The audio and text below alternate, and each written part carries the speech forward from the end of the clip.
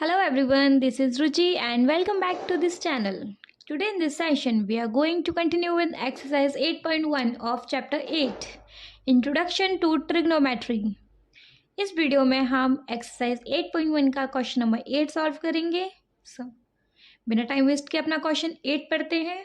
Question 8 है, if 3 cot A is equal to 4, check whether 1 minus tan square A upon 1 plus tan square A is equal to cos square A minus sin square A or not.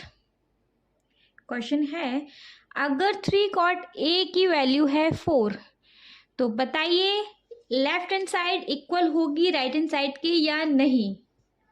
ठीक है जी, समझ आया. Question करेंगे तो और अच्छे से आ जाएगा.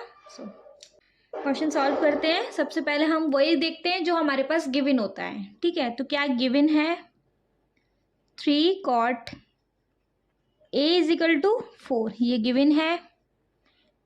एंगल तो चेंज करने की ज़रूरत है नहीं और ट्राइंगल बनाने की भी ज़रूरत नहीं क्योंकि एंगल A की ही बात हो रही है. ठीक है, cot A हो गया हमारे पास 4/3. ठीक है, रूल लिख लेते हैं हम अपने.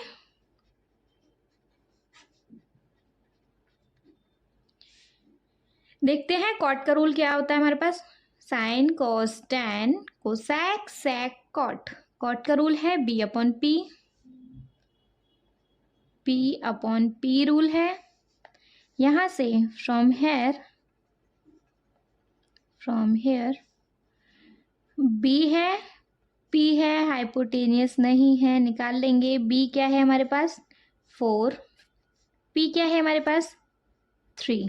हाइपोटेनियस कैसे निकालेंगे, by using Pythagoras theorem. By using Pythagoras theorem. Pythagoras theorem हमारी क्या होती है, h square equal to p square plus b square. h square don't know, p square is 3 square plus b square is 4 square. 3 into 3 9 and 4 into 4 16. H square is equal to 9 plus 16 is equal to 25. H का next step में square remove करेंगे तो यहाँ under root लगा लेंगे. H is equal to now we have 5. समझ में आ गया. तीनों चीज़ हमारे पास है. अब हमें किस किस की वैल्यूज निकालनी है. सी, tan A की वैल्यू निकाल लेंगे, cos A की वैल्यू निकाल लेंगे और sin A की वैल्यू निकाल लेंगे. तीनों की ज़रूरत पड़ने वाली है.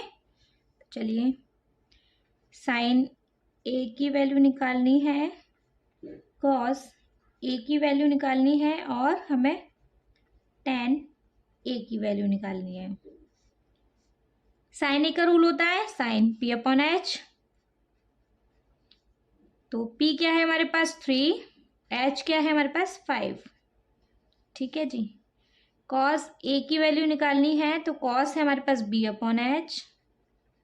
B है हमारे पास 4, H है हमारे पास 5. tan A की वैल्यू निकालनी है तो tan A का रूल होता है P/B. P है हमारे पास 3 और B है हमारे पास 4. तीनों की वैल्यूज निकल आई. चलिए क्वेश्चन सॉल्व करते हैं.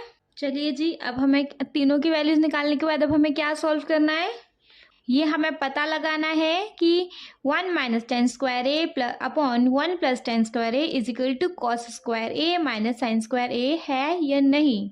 ठीक है, तो हम पहले लेफ्ट हैंड साइड सॉल्व कर लें, फिर हम राइट हैंड साइड सॉल्व करेंगे. लेफ्ट हैंड साइड है हमारी 1 माइनस tan स्क्वायर A क्या था हमारे पास, tan A क्या था 3/4.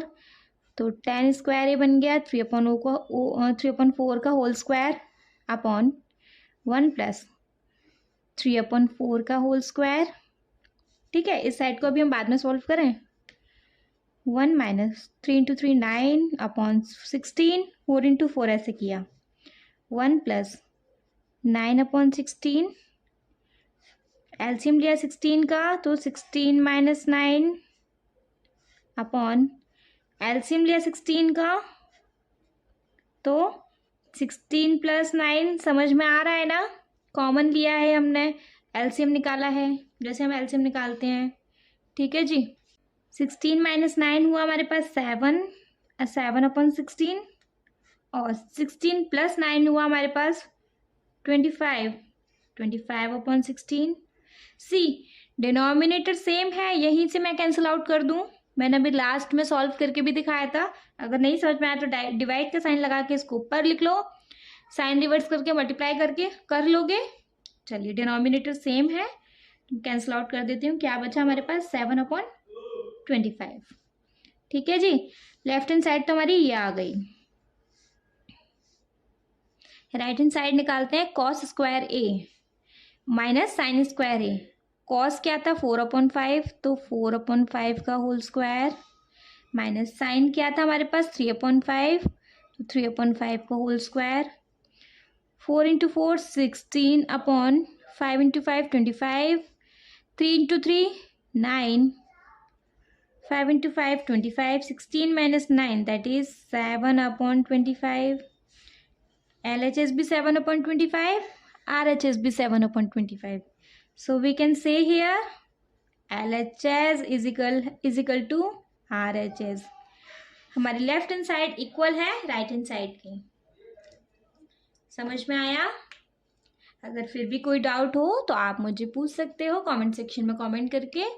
और अगर समझ में आया हो तो प्लीज़ आप इस वीडियो को लाइक, शेयर और मेरे इस चैनल को सब्सक्राइब कीजिएगा। Thank you so much.